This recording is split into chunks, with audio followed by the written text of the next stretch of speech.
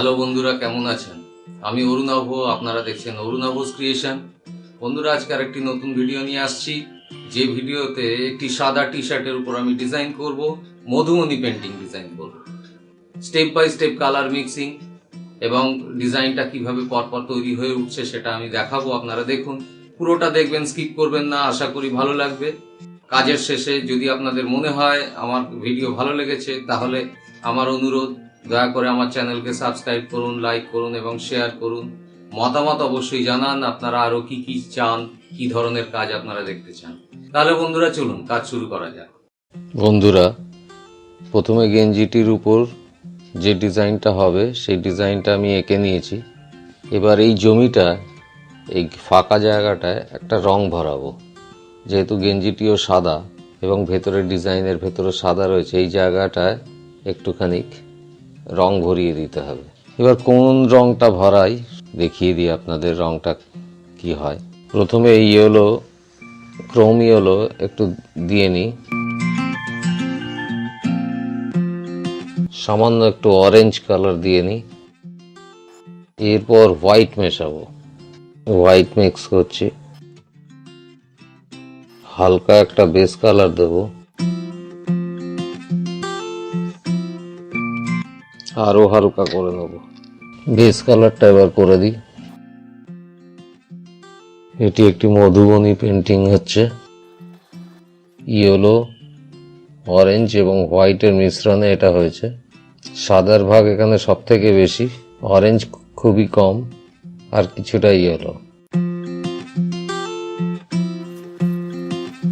মাঝে মধ্যে একটু তুলে নেবো গেঞ্জিটা, যাতে রংটা শুষে গেঞ্জিটা নিচের বোর্ডের সঙ্গে আটকে না যায়।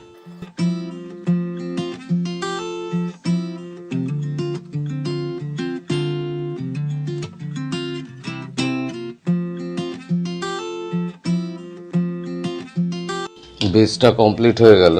এই বেসটা একটু শুকানোর জন্য সময় দিতে হবে। অন্যান্য মোটিভগুলো আমি কালার করব। এবার ছবিটির এখানে অরেঞ্জ রংটি দিয়ে দেবো, কমলা। সাইড ডিজাইনটা আগে করে নিই। যেখানে যেখানে অরেঞ্জ আছে সেই রংগুলো আগে করে ফেলি।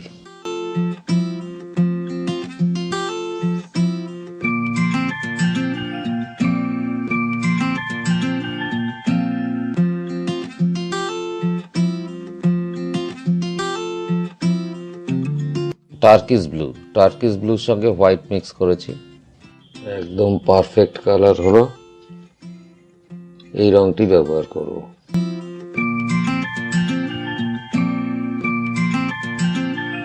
যেখানে যেখানে ব্লু শেড পড়বে সেগুলো সব দিয়ে নিই।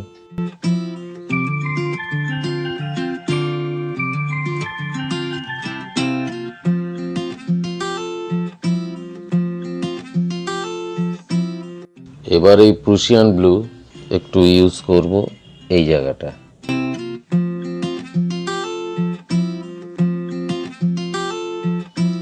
এবার রেড ব্যবহার করব কিছুটা।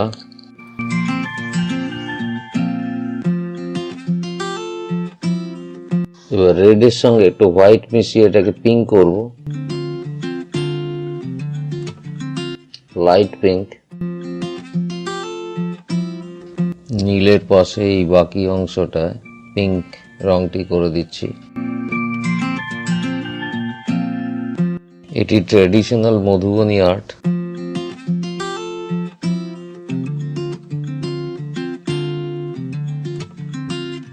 লাইট গ্রিন ইউজ করছি।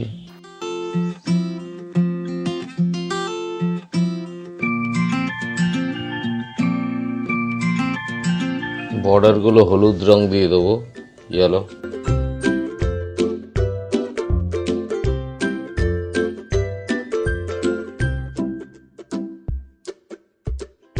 এবার ব্রাউন রংটা নেব, বার্নসিয়ানা বলে এই রংটিকে।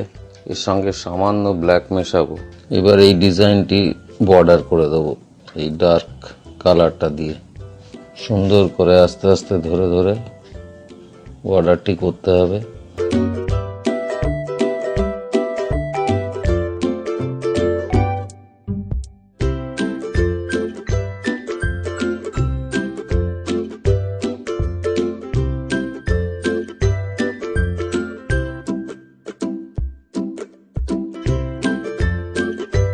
এবার এই পাশে কর্নারের ডিজাইনটাকেও ধরি, একদিকে লাইট গ্রিন আর একদিকে লাইট ইয়েলো।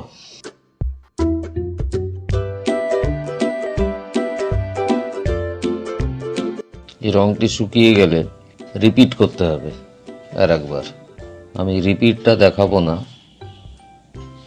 ভিডিও অনেক লেন্দি হয়ে যাবে, কিন্তু বলে দিলাম রং শুকিয়ে যাওয়ার পর আর একবার রিপিট করলে রংটি সুন্দরভাবে দেখা যায়।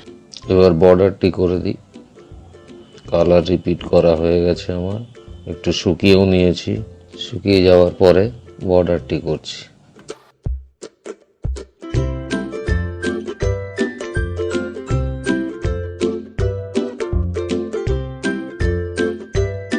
বন্ধুরা, একই রকমভাবে বাদ বাকি এই পাতাগুলো সব রং করব। একটা দিক হালকা সবুজ আর একটা দিক হলুদ। শুকিয়ে গেলে আর একবার রিপিট করব। এবার হলুদ রংটা দিয়ে দিই উল্টো দিকে আর এক পাশে। ক্রোমিওলোর সঙ্গে সামান্য একটু সাদা মিশিয়ে নেওয়া হয়েছে এই রংটা।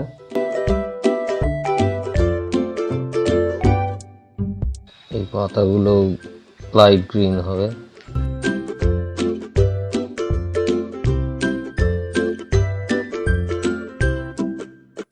ফুলের পাপড়িতে লাল রং করে দিলাম।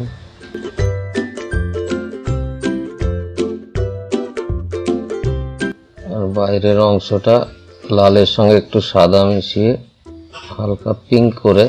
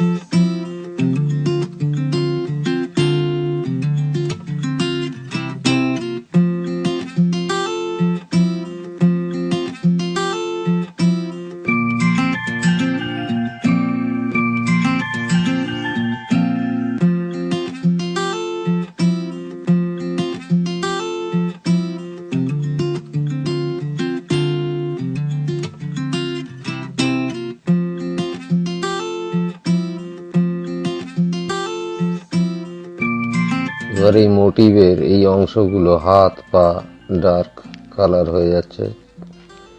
বার্ন সিয়ানার সাথে ব্ল্যাক মিশিয়ে কালারটা তৈরি করা হয়েছে। প্রথমেই দেখিয়েছিলাম বর্ডার করার সময় যে রংটা তৈরি হয়েছিল, ওই একই পদ্ধতিতে এই ডার্ক রংটি তৈরি করে নিতে হবে।